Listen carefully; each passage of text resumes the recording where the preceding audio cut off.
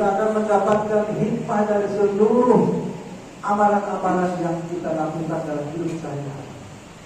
Bagaimana kita tidak akan mendapatkan khusyuk di dalam sholat kalau kita tidak mengenal Allah Subhanahu wa Ta'ala? Bagaimana kita tidak merasa ridho, merasa puas dalam menjalankan ibadah puasa kepada Allah sementara kita tidak mengenal Allah Subhanahu wa Ta'ala? Oleh karena itu, keterangan yang paling berharga untuk mengenal Allah Subhanahu wa Ta'ala tidak saja dari ayat-ayat kauniyahnya, tidak saja dari ayat-ayat yang tertera di alam raya ini, tapi dari ayat-ayat kauniyahnya, itu ayat-ayat yang termaktub di dalam Al-Quran. Salah satu surah yang memperkenalkan Allah kepada kita secara jelas dan terang benderang yaitu surah Al-Mu'min atau surah Ar-Rahman. Pada ayat 68 hingga 68 nanti akan saya sampaikan kepada hadirin semua bagaimana Allah menyampaikan keterangan tentang dirinya sekaligus menyampaikan maksud dirinya kepada kita sebagai hamba. A'udzu billahi minasy syaithanir rajim. Bismillahirrahmanirrahim.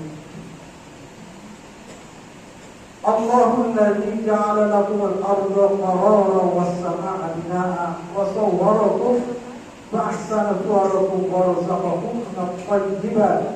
Dzalikumullahu rabbukum fatabarakallahu rabbul alamin. Wal hayyu la ilaha illa huwa fad'uuhu mukhlishina lahu ad-din. Alhamdulillahi rabbil alamin. Qul inni nuhitu an a'budu alladhi tad'una min dunillah lamma ja'ani al-bayyinat min rabbi wa umirtu an uslima li rabbil alamin. Walladhi khalaqakum min turabin thumma min nutfatin thumma min 'alaqatin thumma yukhrijukum tiflan thumma litablughu ashuddakum thumma litakunu shuyukha wa minkum man yatawaffa min qabl wa litablughu ajalan musamma wa la'allakum ta'qilun.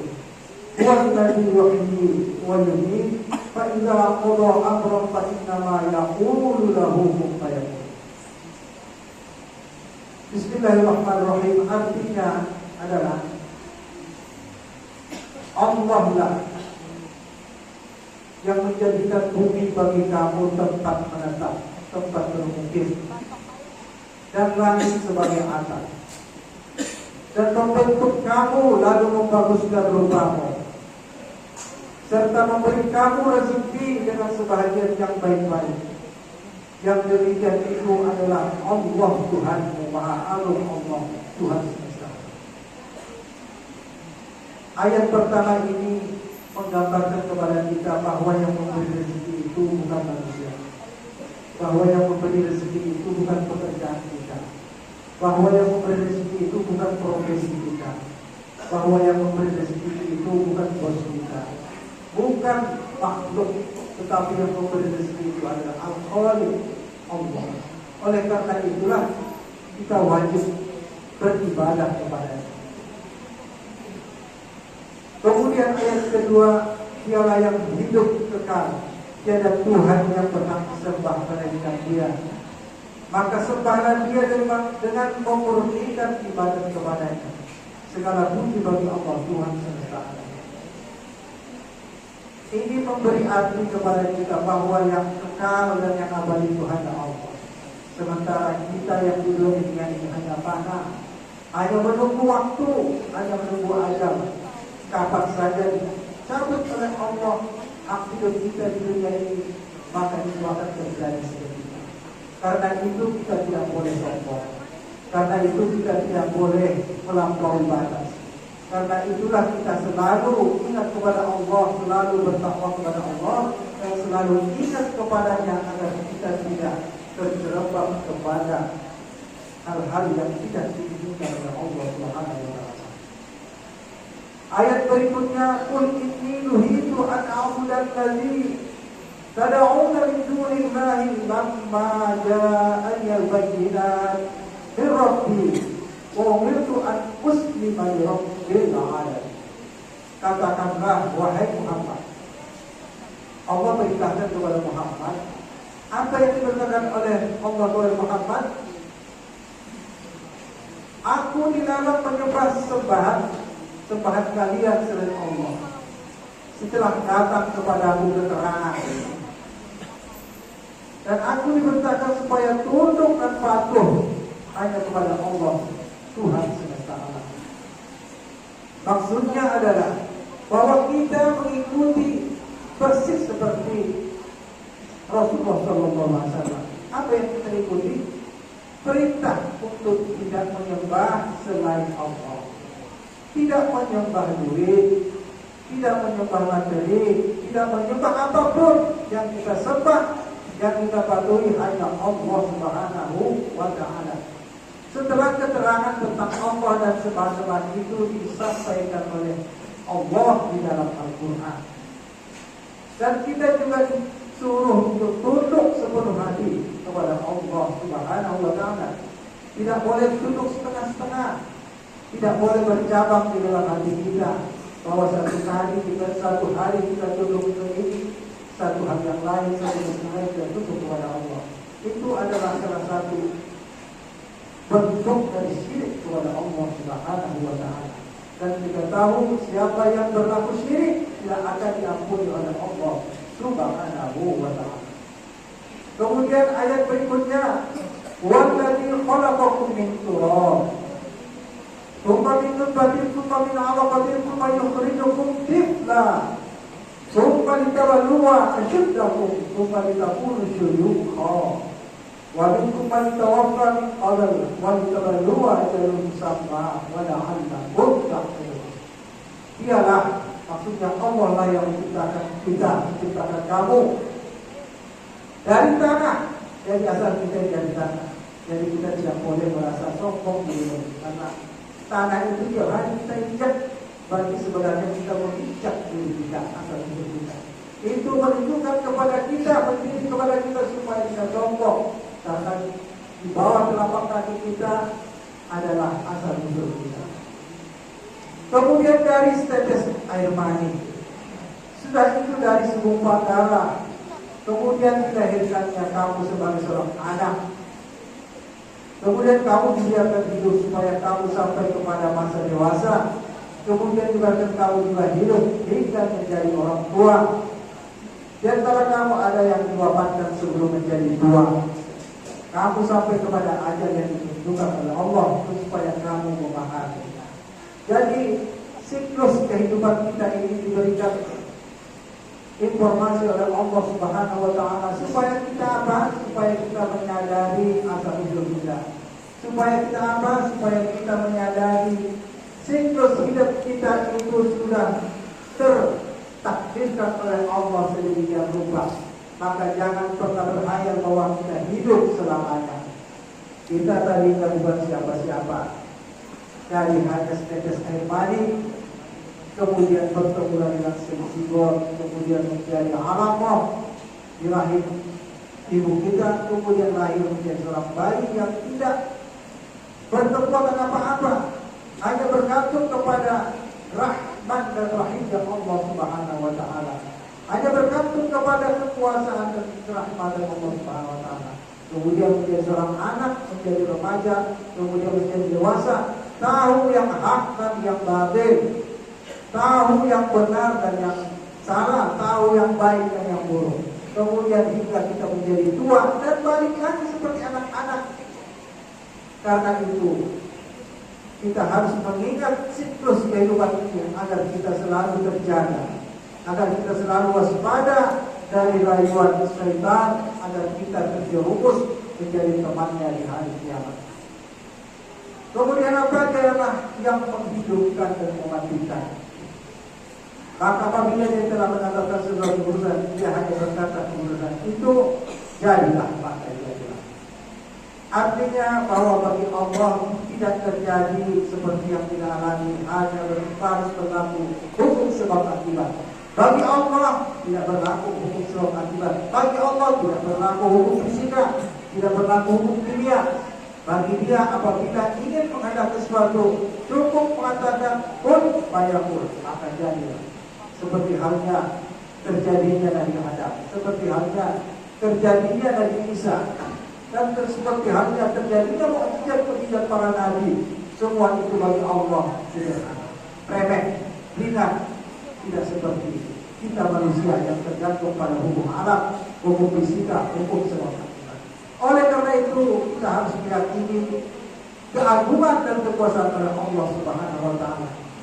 Dengan pengakuan dan keagungan Allah Subhanahu wa taala ini, kita terdorong untuk beribadah kepada-Nya. Kita terdorong untuk merapatkan diri, merapatkan hati, merapatkan jiwa untuk diridhoi oleh Allah Subhanahu wa taala. Tapi bagaimanakah supaya kita diridhoi oleh Allah Subhanahu wa taala? Allah telah menggariskan supaya kita senantiasa beribadah kepada-Nya. Ibadah yang paling elementer untuk dekat dan rapat dengan Allah Subhanahu wa taala itulah al-Islam. Di dalam satu hadis disebutkan al-Islam. Ketika Jibril datang kepada Rasulullah SAW dengan sebentuk sesosok laki-laki yang jauh dari perjalanan, Jibril berkata kepada Rasulullah SAW, apakah Islam itu ya Rasulullah? Rasulullah menjawab, al-Islam, engkau bersyahadat kepada Allah Subhanahu wa taala dan kepada Rasulullah SAW, dan engkau mendirikan sholat, dan engkau menunaikan zakat, dan engkau puasa Ramadan, dan engkau pergi ke haji Baitullah jika engkau mampu. Nah, karena sekarang adalah puasa Ramadan, ini adalah salah satu bentuk dari rukun Islam. Kenapa kita melaksanakan puasa Ramadan? Karena kita ingin dekat dengan Allah Subhanahu wa taala. Karena kita ingin diberikan ganjaran oleh Allah Subhanahu wa taala. Bukan yang lain. Bukan karena orang banyak berpuasa, karena kita ingin sudah berpuasa. Tidak. Kita berpuasa kepada Allah semata-mata karena ini rukun Islam.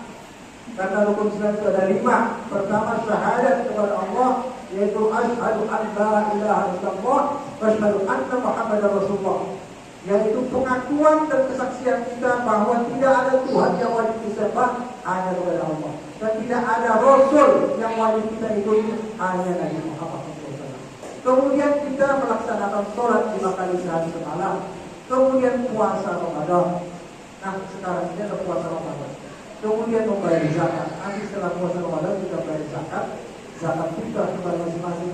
Itu adalah bentuk dari rukun Islam. Bentuk dari salah satu elemen dari ajaran agama Islam. Tentu agama Islam tidak luas, tapi dengan 5 elemen ini sudah diberikan kesaksian oleh Rasulullah bahwa kita telah mengamalkan dari ajaran Islam. Kemudian bagi yang mampu bisa mengerjakan haji ke Baitullah, tetapi bagi yang tidak mampu tidak ada kewajiban padanya untuk mengerjakan haji kepada Baitullah. Masyaallah bismillah. Demikian ringannya menjadi hamba Allah itu, tetapi itu pun tidak mudah bagi orang-orang yang hatinya tidak dekat kepada Allah Subhanahu wa taala.